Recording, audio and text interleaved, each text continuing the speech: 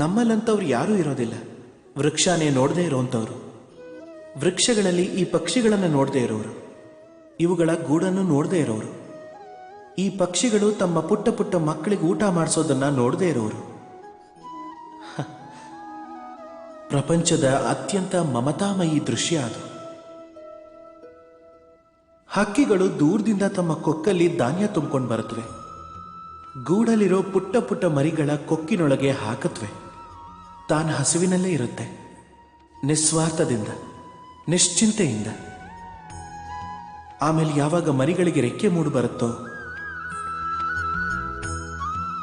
ಆಗ ಅದಕ್ಕೆ ಹಾರೋದನ್ನು ಕಲಿಸತ್ವೆ. ಅದಾದ್ಮೇಲೆ ಅವುಗಳಿಗೆ ಸ್ವತಂತ್ರವಾಗಿ ತಮ್ಮ ಜೀವನ ನಡೆಸೋಕೆ ಬಿಟ್ಬಿಡತ್ವೆ ಈ ಆಕಾಶದಲ್ಲಿ ಹಾರ್ಕೊಂಡು ಹೋಗೋಕೆ. ಆದರೆ ನಾವು ಮನುಷ್ಯರು ಏನು ಮಾಡ್ತೀವಿ? ಯಾವ ಮಕ್ಕಳನ್ನ ನಾವು ಹಕ್ಕಿಗಳ ಥರ ಸಾಕ್ತೀವೋ ಅವರಿಗೆ ರೆಕ್ಕೆ ಬರ್ತಿದ್ದ ಹಾಗೆ ನಾವು ಅವರನ್ನು ಬಂಧಿಸ್ತೀವಿ.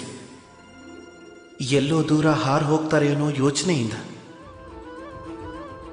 ಹಾಗಂತ ಈ ಸ್ಥಿತಿಯಲ್ಲಿ ಅಪ್ಪ ಅಮ್ಮಂಗೆ ಮಕ್ಕಳ ಮೇಲೆ ಪ್ರೇಮ ಇರೋದಿಲ್ಲ ಅಂತಲ್ಲ, ಅಗತ್ಯವಾಗಿರುತ್ತೆ. ಆದರೆ ಇಲ್ಲಿ ಪ್ರೇಮದ ಮೇಲೆ ಮೋಹದ ಭಾರ ಬೀಳುತ್ತೆ. ಇದು ಸ್ವಯಂ ಅವರ ಹಾಗೂ ಮಕ್ಕಳ ಭವಿಷ್ಯದಾರಿಲಿ ಬಾಧೆಯಾಗೋಗುತ್ತೆ. ನಾವು ಕೇವಲ ಜನ್ಮದಾತರು ಅನ್ನೋದನ್ನು ನಾವು ಮರೆತು ಬಿಡ್ತೀವಿ, ಭಾಗ್ಯವಿದಾತರಲ್ಲ ಅನ್ನೋದನ್ನು. ಅಂದರೆ ಪ್ರೇಮದಲ್ಲಿ ಮೋಹ ಬಂದರೆ ಅದು ಪ್ರೇಮ ಅಲ್ಲ, ಸ್ವಾರ್ಥ ಆಗೋಗತ್ತೆ. ಅದಕ್ಕೆ ಪ್ರೇಮನ ಹತ್ರ ಇಟ್ಕೊಳ್ಳಿ, ಮೋಹನ ದೂರ ತಳ್ಳಿ. ಯಾಕೆಂದರೆ ಯಾರನ್ನ ಪ್ರೇಮಿಸ್ತೀವೋ ಅವ್ರ ವಿಕಾಸನ ತಡಿಬಾರ್ದು. ರಾಧೆ ರಾಧೆ.